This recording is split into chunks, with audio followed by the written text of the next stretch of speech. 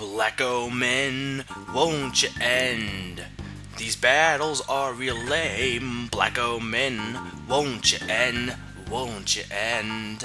So yeah, this is more Let's Play Chrono Trigger, and I am, of course, still Mega Freak 400. So yeah, the Black Omen is almost done, though, even though it doesn't have repetitive battles, and we are going to get some new enemies today.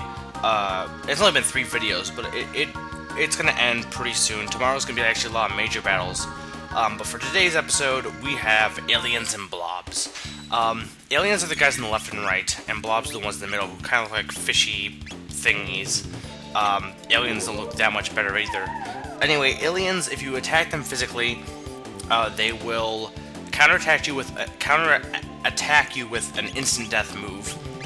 Blobs, if you attack them with magic, they will suck all your MP. So attack blobs with physical attacks and aliens with magic attacks. That's basically it. Otherwise, there's not really anything else to save. As long as you just attack aliens with magic and blobs with physical, you should be fine. You can charm a magic tab off of the aliens, which is great, and you can also get a magic ring off of the blobs. So you should be able to. I love it when they like the gasping like that. It's pretty funny.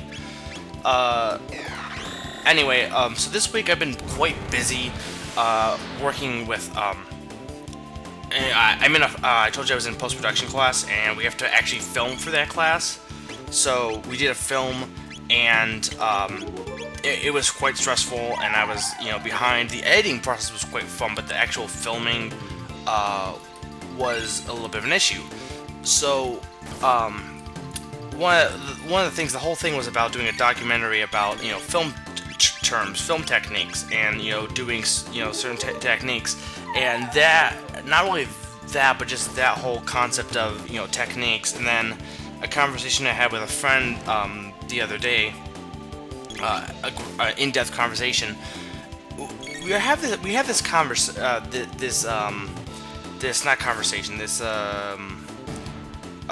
I guess ideal. We have this, set of what is the right way to do things. We have this is the right way to do things, or the best way. There's always a best way to do things. And when you really think about it, there is no best way. There's no right way. There's no better way to do things. It's always situational. Like, for example, I'm playing Chrono Trigger right now. I'm showing you, some things you could do, getting tabs, getting that.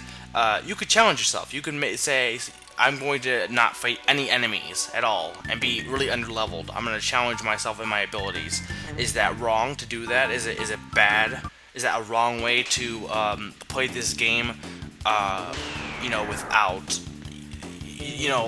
that's not a wrong way. It's just a different way. It's a different ideal. Instead of trying to complete it most efficiently and be strong, you're trying to challenge yourself. And I don't think that our whole ideal, our whole concept of there is always a better way to do things. I don't think that's. I think we need to break free of that that kind of set mind.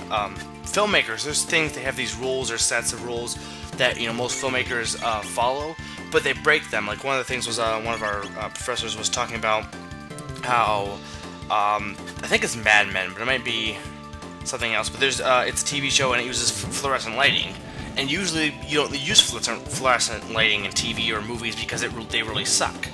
But they used it effectively. You can use things that and we learned K-Man's last move, which means I know all of the single techs, which is awesome. So at this point I started trying to get as many double techs and triple techs. I could have got some already, but I was waiting until I got all of the double techs. Dark Matter, of course, being his strongest move and the best dark magic move in the game. But yeah, we have this whole ideal. But yeah, you don't usually use fluorescent lights because they suck. And that doesn't mean you can't use it. It doesn't mean necessarily that's bad to use it if you can use it effectively. Here's for another example. If you ever heard the game usually for 3DO called Plumbers Don't Wear Ties, they have a very it's basically a slideshow of pictures showing action with lines dubbed over it, which looks really bad. However, I took that from my project, and I think, and like that slideshow format, and I used it as a style at the end, and I feel I used it successfully. There's no right or wrong thing to do things. It's not wrong to use a certain style. It's not wrong to play a game a certain way. It's all a concept of what works best for you, what works best for the situation. It is a variety of things, and I just feel that people get too caught up on what the best way to do things. I think one big thing is Pokemon. I always played Pokemon as very casual and just played it. That was it. I didn't really worry about what best way to do things. I just played it, and I feel like, you get into like elitist and people who obsess on doing things a certain way, and I've kind of gotten that way, and you don't need to. There's not really any need to do that. It just stresses you out more. And here we have random animation that really serves no purpose, but it causes another mutant. This mutant is not a Mega Mutant, unfortunately, but it is a Giga Mutant. Giga Mutants are, thank you, Spyware, or not Spyware, but Spyware Doctor popped up. Giga Mutants, okay, so it has the top and bottom. The top counterattacks by draining MP from one character, magic damage to one character, and push them to sleep. All this random stuff. You can charm the top for the wall ring, and you can charm the bottom for a hit ring. Again, just like the Mega Mutant, this one isn't that annoying to deal with. It's pretty simple and straightforward to deal with, so I wouldn't really worry about it that much.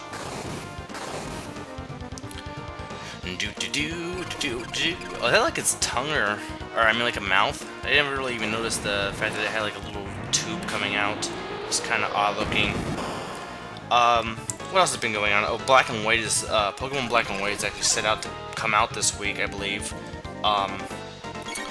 Which a lot of people are. There's some people who are really against it. Some people who are like on the fence, and I don't know. For me personally, I don't know. I'm probably going to enjoy it either way, though, because I've enjoyed every game. Besides, the Generation 3 for Pokemon I've never really been really fond of, personally. But I am looking forward to Pokemon Black and White. I think the fact that they're getting rid of all the... They're trying to start over and still they had... there was an interview, supposedly. One guy was trying to introduce these radical ideas. And then this other guy was the damper who was trying to make him not go too far. And he was... he supposedly... introduced some radical ideas that made the development team go, "What? You can't do that. That what?" And and then the other guy was the damper guy, like backed off, and it took some ideas, but also, and that's balance. So I don't know how successfully they it changed it, but I feel if it has enough changes that it's something new and it feels new, but at the same time it also maintains the Pokemon feel. I think it would be successful. You're going to get people who are going to complain and say, well, there should have been more changes, or there should be less changes, but I feel the direction they're going, I like the whole idea that they're applying the rival mechanics of picking the opposite Pokemon. Like if you pick fire, it picks water for the first gym. That I really like, and I like the three monkeys. Some people say, oh, it's just, they're introducing new Pokemon, they're all, just three of them are exactly pretty much the same thing, just different elements. But I don't know, having a team of monkeys would be pretty awesome in my opinion. Monkeys are pretty sweet. But and you can't say like there's been unoriginal things like that in the past too. I'm trying to think like not really so much in Generation 1. Though Generation 1 had a lot of really stupid evolutions where most of them were just there's more of them. It's like Diglett 1, Doug Trio 3. Just 3 Diglets, or 3 Magnemites is a Magneton.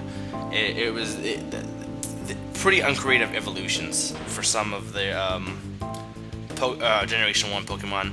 And here we have more of these guys, and now we have no more of those guys. Yeah. And at this point I'm learning a bunch of double techs. These are with Robo and Luca, and they're just, strong power attacks. I will be showing off a compilation of that if you're confused. And I also, at this point, was starting to use all my tabs, because we're getting near the end. We're getting to the point of being done with the Black Omen, and after this video, there's not going to be that much more. We're getting close to finally fighting Lavos and, completing this area. Ooh, look, more of these guys. those guys especially remind me of like Dragon Ball, Dragon Ball Z. Of course, again, the artist who did Dragon Ball and Dragon Ball Z did all the art for this game, so it makes sense. But like, there's some enemies more so than others. And yeah, and not to go on multiple topics, but I've finished watching Dragon Ball, and I do have to say it's a really great series. I personally still like it better than Dragon Ball Z, but it's I don't know. I feel it works better than Dragon Ball Z. And Dragon Ball Z did a lot of things, a lot of pauses, a lot of unnecessary pauses, and I think Dragon Ball told the story but well, and still was enjoyable to watch. Others could disagree with me. That's fine. I like you to disagree. I don't want you to just. I don't like when people conform to opinions. It's better to form your own opinion than just listen to what other people have to say. I mean, listen, but don't just take that as being 100% the right way. It's an opinion. It's not a fact. And final kick. It's the final kick. So yeah, not much else to say for this video. This is basically almost the end of the Black Omen. We will be essentially finishing it tomorrow. I know I'm kind of like, again, going ahead, but I don't know. So this has been MegaFreak 400, and I am reminding you that... What? Wait, what? I am reminding you that there is another mutant.